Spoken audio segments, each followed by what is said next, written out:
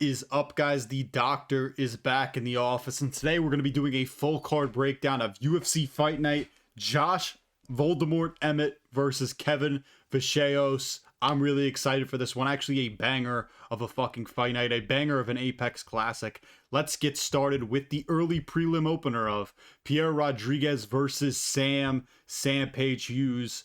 Sam Hughes, channel legend, was actually the first fight I ever covered on this channel, was Sam Hughes versus Shauna Bannon. This is a rematch. Again, Sam Hughes, channel legend. She's won 4 of her last 5, finished Shauna Bannon by a rear naked choke in her last fight. Now, Pierre Rodriguez, she's won her last 2, beat Ketlin Vieira, I think 7 months ago, and she's only really lost a decent comp, but I'm riding with my girl, Sam Hughes, in the rematch. She's going to grapple heavily in this fight like she always does. She's going to out physical Pierre Rodriguez and kind of show improvements in this rematch that she didn't show in that first fight. I think she's going to smudge Pierre Rodriguez to a decision. Up the card, we go to Luan Lacerda versus Hecher. I think it's Hecher Sosa. He's from Spain, I believe. Really fun fight, in my opinion. Sosa's making his debut after a contender series, after a good fight in the contender series. He kind of had that dad dying lore. His dad dies before the fight. Dana White gave him a contract and he gave him a note. Be the fucking reason your last name means something one day. He gets a tattoo. That's very inspirational. And Lacerda, he's 1-2 in the UFC. Beat Simon Oliveira in his last fight. I believe that was in Brazil. And Simon Oliveira is absolutely fucking terrible. Lost to Damon Blackshear, who people forget, man. Prime Damon Blackshear was a bit of a problem. And he also lost to Cody Stamann by decision before that. The one thing I'll say about Sosa is he could kind of end up in some bad spots in the contender series fight on the ground. But the problem is I don't think very highly of Luan Lacerda. He kind of sucks. Both of these guys are pretty aggressive and they're going to try and take you down. Lacerda's kind of more, he'll chase submissions when he takes you down in turn. And on the other hand, Sosa's going to kind of, if he takes you down, he's going to focus more on ground and pound. He does have some submission game in his bag, but not to the level that Lacerda does, where he's really aggressive with chasing submissions when he gets you to the ground. But I do like Hecher Sosa's defensive capabilities and just his nature of being more defensively sound than Luan Lacerda. So I'm going to go with Hecher Sosa by round 3 TKO. I like the dad dying story. I feel like that adds a little bit of lore and a bit of a boost for him. So then fucking he can get on ABC and they can talk about his pops dying. And Luan Lacerda, I don't think very highly of. And, he beat Simon Oliveira in his last fight, and Simon Oliveira is absolutely terrible. Moving up the card to Bia Mesquita versus Montserrat Rendon. Now it's Montserrat Rendon. I don't know if she changed her name or something. This is a badass fight, man. Bia Mesquita, she is a great Brazilian Jiu-Jitsu practitioner. She's won all these, IBJJF awards. I think she fucking has a bunch of gold medals. She's very renowned in the Brazilian Jiu-Jitsu world. And Rendon 1-2 in the UFC. Had beat Alice Pereira by, I think, split decision or decision in her last fight. And Mesquita, in her debut, subbed Irina Alekseeva badly, just dominated her. She's going to win this by decision. Montserrat, she sucks. And Bia Mesquita is a legit prospect in the women's bantamweight division. And she's beautiful, by the way. I follow her on Instagram if you don't. But Bia Mesquita is winning this by round 1 submission. Up the card, we go to a really terrible middleweight matchup between Brad Tavares and Eric Anders. Brad Tavares, this guy sucks. He's a shitty sparring partner. That's what I mean. Like, he can kind of do a little bit of everything, but do none of it good or none of it solid. Like, he's the classic, like, can throw in fucking calf kicks, has some takedowns in his game, has good takedown defense. But he lost his last fight. I think it was the first card I actually ever covered on this channel, that UFC Paris. Kaio versus Nasty Namavov. Got fucking finished by Robert Bryzczak, who I think is a random Polish dude, I believe. And that's embarrassing. The fact that he got finished by Robert Bryzczak is immediately making me not want to pick him in this fight.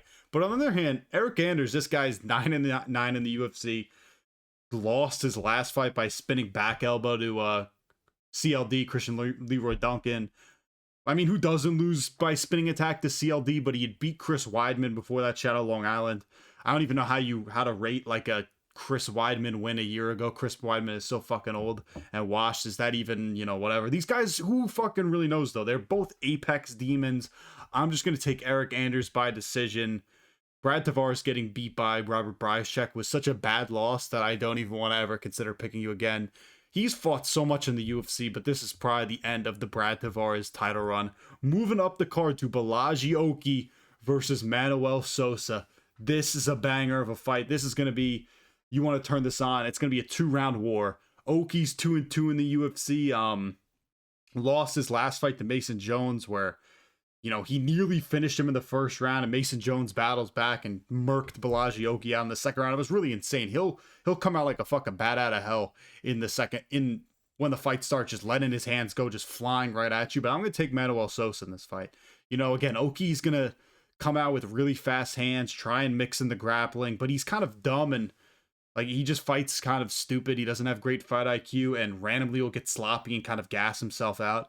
Sosa had a debut on the Dana White's Contender Series and had a knockout on that. I mean, who doesn't get a knockout on Dana White's Contender Series? You've all heard. I know some other YouTubers have talked about this.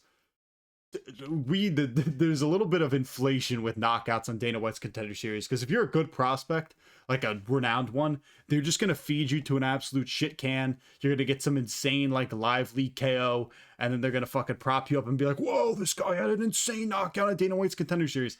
Everybody gets a knockout on Contender Series. But he is a former Bellator guy, Sosa. Maybe I've just been pronouncing his name wrong the whole time. He beat Mauricio Huffy, I believe, on like the regional scene. Oki is very dangerous. Again, he had beat Michael Aswell, but I believe Sousa is a legit prospect who's a cleaner striker, is very dangerous, and can catch Vallejos. And again, Vallejos, I guarantee, is going to come out here, hurt Manuel Sosa, but Sosa's going to bounce back and get some insane kind of KO in like either the end of round 1 or early round 2. That like random accounts, verified accounts on Twitter like Feared Buck are gonna fucking repost, and then you'll have all these bot comments talking about how great the KO is. That's what's gonna happen, man. I'm telling you, that's a prediction. Manuel Sousa by round 1 knockout. Moving up the card to Elijah Smith versus Su Young Yu. Yes, you. I like Elijah Smith here. It's a pretty good bantamweight prospect, can do a lot of things pretty well. Last fight had that like highlight reel triangle slam TKO against fucking some random Asian, I believe. Literally Rampage Jackson, but in bantamweight form in terms of that knockout. Not saying Elijah Smith's game is literally Rampage, but he'd beaten Vince Morales before that. He's pretty big. He's long. He's lanky for the division. Can scramble well.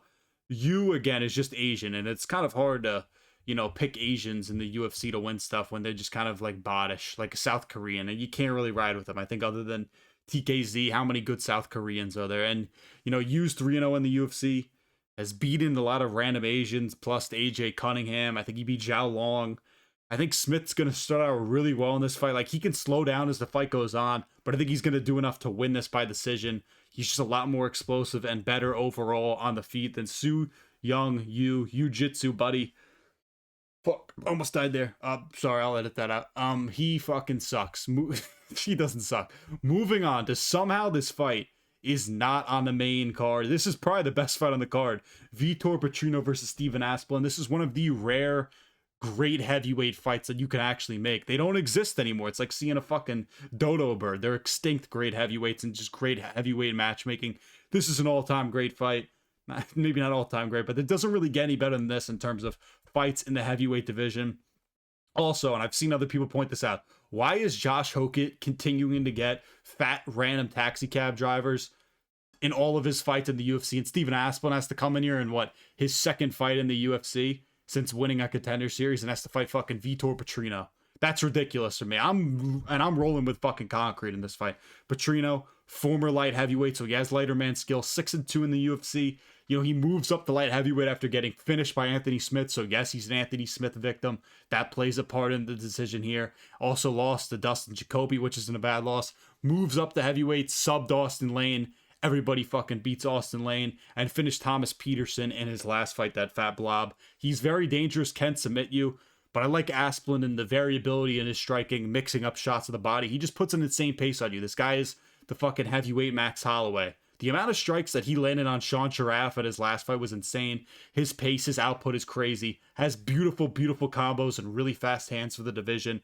Again, you know, Petrino is not really a guy who has this great variability in his striking with a ton of, combos, just is kind of looking to bomb you with shots. And he, again, doesn't give enough variety in his movement for me to want to pick him. I'll say this about Petrino, like, Asplund, I do believe, has probably improved his takedown defense, but one of his only loss as a professional was to Denzel Freeman, whatever the kid's name is, and he submitted him pretty easily.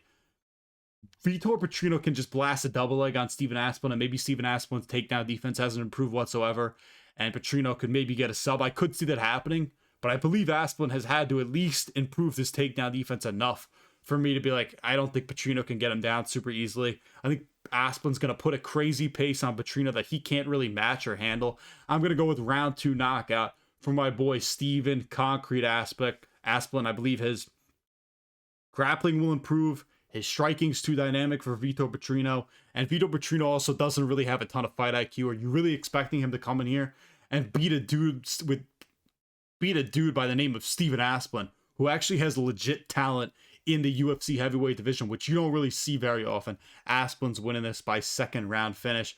And we're going to be talking about ranking Steven Asplund soon if he fucking beats Vitor Petrino. And Vitor, I think, was just in the top 15. I think they just kicked him out for fucking Taia Tuivasa.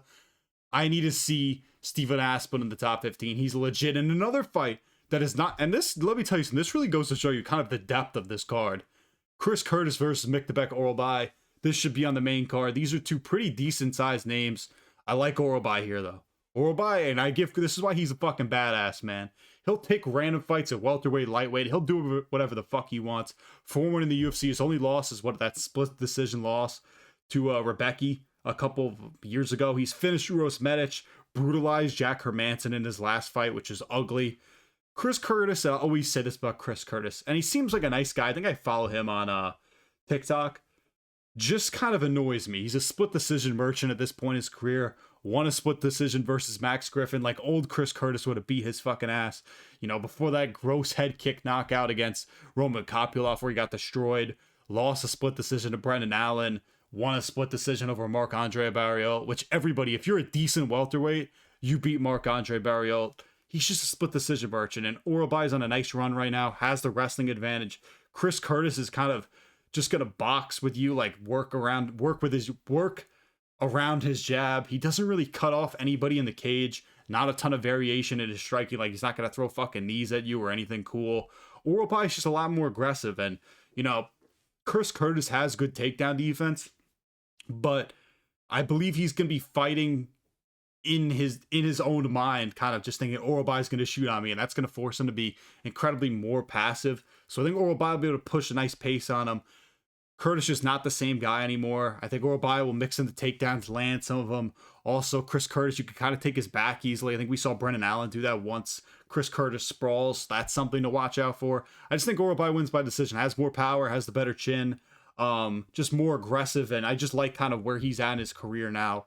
Also younger significantly by like 10 years, and nothing Chris Curtis does anymore is really that good. I don't know why it fucking looks like I'm balding. I'm not, but just whatever's fucking going on here. But moving on to the main card, Bruno Silva versus Charles Johnson. This is a really, really solid fight to open up the main card with. Two flyweights who are just outside the top 15, or is Charles Johnson still ranked? I know Bruno Silva isn't, but really good fight. Both unks, two dudes who at this point I don't really think very highly of. I've continued to either pick for them or pick against them and continue to be hurt either way. I do lean towards Charles Johnson. Like, I do have my worries about him where, like, he doesn't just shut out guys who aren't prospects anymore, and he kind of just gets chinned by, like, crafty vets like an Alex Perez and maybe a Bruno Silva. Also, one thing I want to point out about Bruno Silva, I'm pretty sure this guy is on fucking steroids. Did you see this dude's volcano back in his last fight in the Apex against Hyung Sung Park, where he subbed and dominated him? Like, he literally has pimples all over his back, and who knows, maybe he's just having a bad reaction to something, but he looked like he was on steroids. And before that fight, he had lost to Joshua Van Em Cop, beat Cody Dern before that. He's an explosive finisher. He's going to look to land big shots in the pocket. Again, Charles Johnson, you really never know with this guy. He's a true 500 fighter. I think he's like 9-8, 9-7 in the UFC. Dion Waiters, again, I've always made the Dion Waiters analogy with guys like Charles Johnson. He could go in there and he'll give you 25, and you're like, fuck, that was a great, even if you lose. I mean, Dion Waiters will go out there and put on a show for you. And then there's other nights with Dion Waiters where he shoots 1 for 11 and looks like absolute shit and you get blown out by 30. That's the thing with him. And, you know, you lose an Alex Perez where he didn't move or fight. He's fighting intelligently, man. I mean, he's moving intelligently, and then he gets fucking knocked out. Joe Rogan jinx right there. Was moving around the octagon drunk in that fight. I mean, the fact that he lost to withered Alex Perez, who doesn't really fight that much anymore, is just old and injury prone now, that was embarrassing. And it's not disrespectful to Alex Perez. I just didn't see that, and like that he was going to do that anymore. But again, had beat good prospects like Loner Kavanaugh, like lost to Tamirov. I don't even know who the fuck Tamirov is. Beat Joshua Van and Sumerdarji before that. So again, he has the ability to beat these guys who are legit prospects in the division. You really never know with Charles Johnson. I know I'm kind of beating around the bush here. Silva has nasty jiu-jitsu, but I'm still going to lean Charles Johnson in terms of, I almost kind of like that he's bouncing back really fast after getting destroyed by Alex Perez a couple months ago. He seems healthy. He's ready to go. I could just see him keeping Bruno Silva at range enough, mixing in kicks and punches well enough, and just doing enough not to get chinned and just win this by decision. Now, he does have a fair amount of fights where he loses by close decision. Who knows? I either think Charles Johnson's winning this by decision or just bombing Bruno Silva within like the first 3 minutes. And I could see Bruno Silva just stepping in the pocket and fucking knocking this guy out. No outcome would surprise me in this fight, but I'm sticking with Charles Johnson. I'm even though I don't think highly of him, I still like watching him fight, if you know what I mean. So I'm sticking with Charles Johnson. Moving up the card to another odd fight, Umar Sy versus Ian Cutelaba. Again, Ian Cutelaba, this guy's been around for forever. You don't really know what you're going to get. He knocks out like all shit cans. Omar Sy doesn't really fit into that mold, in my opinion. You know what I'm talking about? Like, he's decent. You know, he's 3-1 in the UFC. His only loss is to Alonzo Benefield. Beat the shit out of Brenson Ribeiro in his last fight. That was in France, so he got a little bit of a, attributes boost because he was in France and the crowd was going fucking crazy. Cutelaba, 2-2 in his last 4, lost to Modestas Bukauskas by split decision, beat Ibo Aslan before that by submission. Again, he'll randomly destroy a guy and then just fucking lose his next fight. Even though I don't think Umar Sy looked great against Alonzo Menefield, like Alonzo Menefield is at least like a borderline ranked guy, and I kind of think that's where Umar Sy is at in his career. Coming off a nice win, I just think he's better. Oh, shit. Better grappler. Just like rangier, a little bit more accurate with his punches. And as my hair continues to fucking shit itself, I just like him slightly more in this fight. Better grappler. Again, longer range, more accuracy with his strikes. I'm going to go Umar Sy by decision. I'm fairly confident he'll win this fight, whether it's by decision or not. Ian Cutelaba, I just think he's fucking old as shit. And who really cares about Ian Cutelaba anymore, if we're being honest? Moving on to Marwin Rahiki versus Harry Hardwick. Oh my god. Harry fucking Hardwick. Have you ever watched this guy in Cage Warriors, mate? As I just hit an Australian right there. Harry Hardwick is a great fighter in Cage Warriors. Harry Hardwick got destroyed in his debut by Kawe Fernandez, which isn't a bad loss. Like, I know we all like to clown on Harry Hardwick for getting his legs destroyed and he had to leave on a wheelchair. Kawe Fernandez is kind of Edson Barboza maxing a little bit. This guy's got fucking nasty kicks. Rahiki had that insane Contender Series fight where he nearly got finished. Like, he's kind of a crazy level striker with a lot of variability in the kind of shots that he's going to throw. He got leveled with an overhand in that fight, like almost got submitted. Tons of ground and pound. Dug deep, finished with a knee TKO followed up by punches. Just insane win for Marwin Rahiki. I'm going to take him by either late round 1 or early round 2, just brutal KO. Again, another feared buck kind of knockout. Hardwick has more experience and is probably a better grappler and is pretty durable, like has a decent chin, but there's such like a level of how much damage can you actually take before fucking dying. Kawe Fernandez beat the shit out of this guy's leg. Rahiki can mix in the leg kicks well, along with just kind of throwing in elbows and just picking you apart from range. As long as he avoids getting taken down, I think he'll be fine. Harry Hardwick, I just don't have enough confidence that he's going to be able to land consistent enough takedowns to avoid Rahiki's power and just wildness as a striker. So I'm going to go with Marwin Rahiki by round 2 knockout. Harry Hardwick, brother, your time is done. You're going back to Liverpool. Is he from Liverpool? Middlesbrough, England. Wherever the fuck that is, you're going back to Middlesbrough. Moving up to the featured fight of the card, Andre Fili versus Jose Delgado. This is a fucking banger, man. And I love Jose Delgado. Miguel Delgado is one of my favorite prospects. Everybody's jumping on the hype train now. This guy's electric, and he's going to beat the shit out of Andre Fili, and it's going to be bad, man. It's going to be bad. You don't want to be in the octagon with Jose Delgado, man. Fili's just old. Too much 50-50 where he'll like win one, lose one, 3-3 in his last 6. Like beat C-Rod in his last fight where he actually looked really good in the Apex. Lost to Melky Costa before that. Jose should be undefeated, got robbed against Nathaniel Wood. He took that on the chin and said, shit, I gotta get better. His 2 fights before that, he had like beat the shit out of Hyder Emil. Both his wins in the UFC are by first round knockout. Just nasty finisher. Nasty knees up the middle. I love this guy so much. I just think Delgado is going to crush Andre Fili in the first round. Just way too dangerous on the feet. Andre Fili is a guy I've always had respect for. He's been around for forever. Guys fought so many dudes like Poirier, Melky Costa. I can't name every Andre fucking Fili opponent off the top of my head. I don't think he's necessarily an easy opponent by any means. Like, he's a crafty vet. He's been around for a while. But I just think Delgado's way too dangerous. And at this point in his career, Andre Fili's an old man. And Jose Delgado is fucking legit. And he's going to win this by round 1 knockout. Moving up to a banger co-main. Amanda Lemos versus Gillian Justina Valentine Robertson. Robertson, you know, she's on a nice win streak, man. 4 in a row. She's better stand-up. Lemos, she was a former title challenger, fought against whatever, Zhang Weili or whatever, Weili fucking forever ago, I'm pretty sure. She's old now. She's like a win one, lose one kind of a fighter. She got really bitched and out-physicaled by Tatiana Suarez in her last fight. Robertson will actually try and hurt people, which a lot of women and women's MMA don't really try to do. She's in like a rare breed of like her, Fatima Klein. That's it. That's it. Fatima Klein and Jillian Robertson. I think she's going to win this. She's on a better run. I could see her just taking Amanda Lemos down and maybe smudging her. But I think she's actually going to get a finish. I'm predicting a rare women's finish. Round 2 finish for Jillian Robertson. This is a dumb co-main. We have so many better fights on the card. I get these are high-ranking women in the strawweight division. We could have gotten a much better co-main. But whatever. I'll live with Amanda Lemos versus Jillian Robertson. Moving up to the main event. Josh Emmett versus Kevin Vallejos. I learned it was pronounced that way. I always Vallejos, but I guess it kind of makes sense because the L's are pronounced in like Spanish culture. But whatever. I'm gonna go with Vallejos. Josh Emmett, you know, Voldemort Gollum looking motherfucker. He's lost 4 of his last 5. His only win was against Bryce Mitchell in that span where he just fucking live leak nuked this guy. He hunts overhands, can't really grapple, like can get a takedown every now and then, but he kind of looks like the guy that could grapple, but he really can't. He looks so weird and freaky without a beard. He looks so much better with a beard.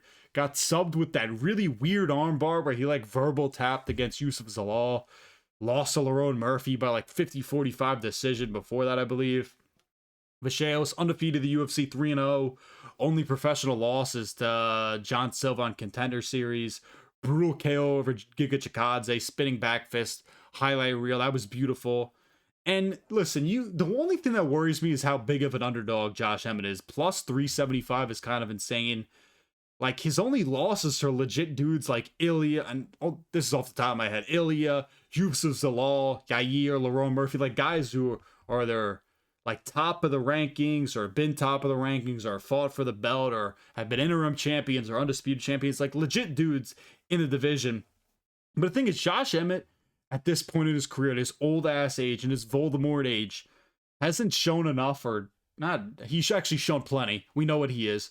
He hasn't shown me enough that he's going to be any different in this fight than what he normally is. He's just going to hunt overhands, looking for that big shot, just plodding forward at you, easily hittable. I just think he's going to get beat up too much, and Vallejos is really that talented of a striker. There's a reason why people call this guy the next Ilya. He's great at mixing shots in the body and the head, has great cardio. Like, him having decisions in his career in the UFC, even if you want to be like, he should have ran over those guys, they aren't really that good. I think it's good for him just to kind of show, like, necessarily when he isn't at his best, or maybe when other guys performing, or just to kind of see that gas tank. I think it is good for there. I just think he can get in the pocket and beat up Josh Emmett. And, you know, like, again, could I see Josh Emmett, because sometimes he does do this, where he'll come out in like a first round and like maybe he goes with like a really odd approach where he just comes out southpaw, or he tries to like really be aggressive in the grappling. Like he'll always try something new in the first round. He's in TJ Dillashaw's camp, and then he'll just go back to being the same old Josh Emmett, like occasionally shooting a takedown, mostly just walking forward at you trying to bomb overhands, and that's probably what's gonna happen. I just think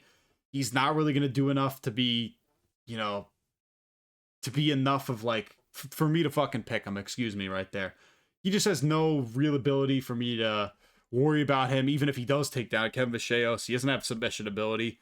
I just think Vallejos is going to dominate to a decision or get a finish. Like Josh Emmett is kind of hard to put away, just in terms of chinning, like, you know what I mean, knocking him out. Why am I putting KO round 5? But I think you could take this guy to a decision. We saw Lerone do it. We saw Ilya do it, and then you got subbed by Yair again. Yair is this insane finisher. Vallejos, I don't know if he's there yet in the level of finisher as a Yair or maybe the grappler of as a Yusuf Zalal. But this guy's very fucking talented. I just think he's going to beat up Josh Emmett for 5 rounds, win like 50-45, 49-46. Maybe Josh Emmett takes the first round. But that's the recap. Listen, I think this is a pretty deep card. You should definitely be watching now. I'll be at the Big East tournament tomorrow. Johnny's UConn. Let's go Johnny's. This is a great fight night, though. Really deep. Kind of wish I could actually watch this entire thing. But let me know what you guys think of my my thoughts, my predictions down below. Make sure to like, comment, subscribe. Go follow the Cage Doctor over at Instagram, YouTube, Twitter, fucking MySpace, Instagram, TikTok. Follow me everywhere. Again, thank you all for watching. The Doctor is signing off.